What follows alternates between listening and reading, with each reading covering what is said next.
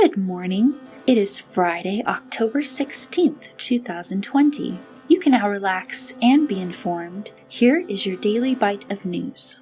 NASA awarded 14 contracts to U.S. companies worth $370 million, all with the goal to return to the moon in 2024 and head to Mars soon after. The contracts are for a variety of initiatives, such as cryogenic fluid management and LTE 4G communication systems in space, called the Tipping Point Solicitation. Together, NASA and industries are building up an array of mission reading capabilities to support a sustainable presence on the moon and future missions to Mars, said NASA Administrator Jim Bridenstine. Among the companies awarded is Lockheed Martin and SpaceX. Canadian Prime Minister Justin Trudeau said the border between Canada and the U.S. shall remain closed to non-essential travel until the U.S. gets coronavirus under control. The current closure ends October 21st, but now looks to be extended for the 7th time into March.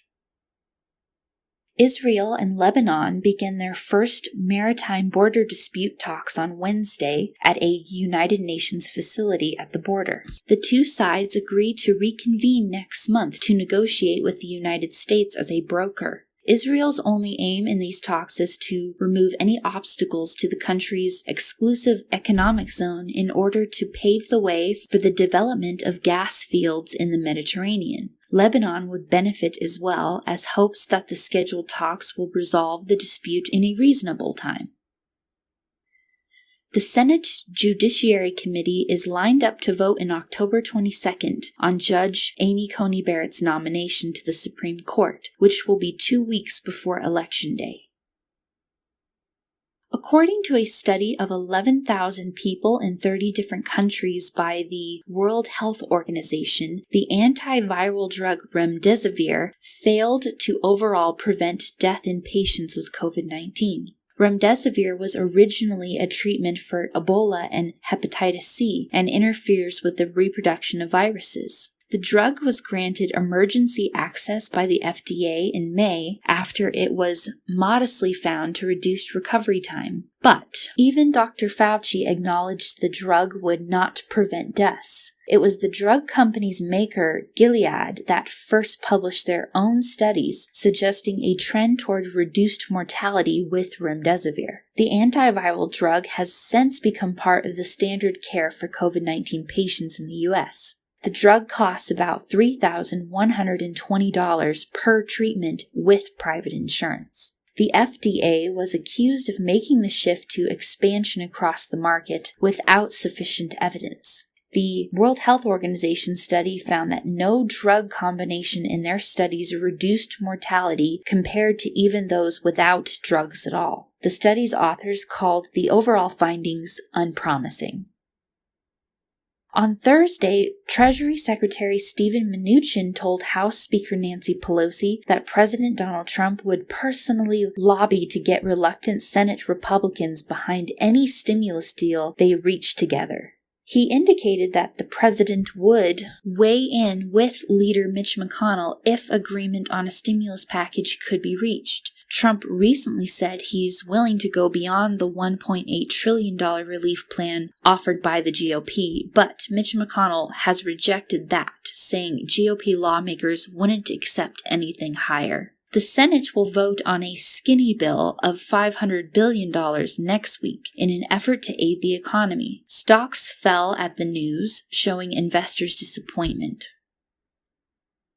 The New York Post recently published an op-ed detailing Joe Biden's potential compromising ties to Ukraine through his son, Hunter Biden. Rudy Giuliani, President Trump's personal lawyer, gave the New York Post copies of a hard drive containing emails from Hunter Biden in 2015. The emails had been stored on a laptop's hard drive. According to the 2015 emails, then Vice President Joe Biden met with the top executive of the Ukrainian energy firm Burisma. Joe Biden's son, Hunter Biden, sat on Burisma's board. Burisma had asked Hunter to use his influence to quell Ukrainian government officials who were trying to extort the company. A few months later, after this email account, Vice President Joe Biden then coerced the Ukrainian government to fire a main prosecutor in charge of the investigation of Burisma Company, where his son worked. If true, then this incident is an example of a gross misuse of power.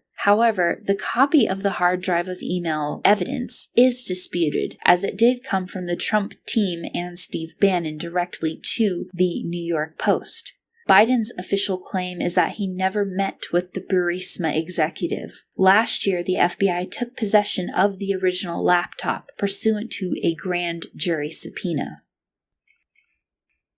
In Colorado, the Cameron Peak Fire is now the largest wildfire in Colorado history. As of Wednesday, it was at 56% containment and had burned 158,300 acres and grew 20,000 acres over the next day. Evacuations were ordered for communities in Glen Haven and Drake, east of the Rocky Mountain National Park. The fire has so far damaged 95 buildings.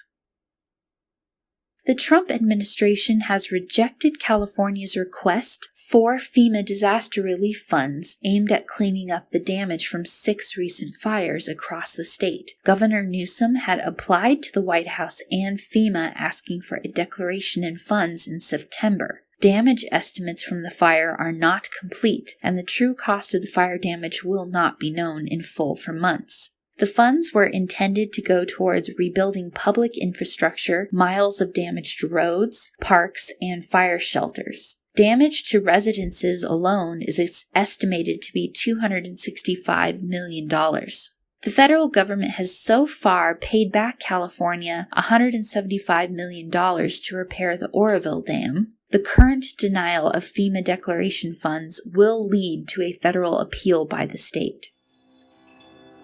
Well, that will do for the news today. If you'd like to read up on any of these topics, we invite you to see our sources listed in the description below. Thank you so much for listening. Be relaxed, be informed, be connected.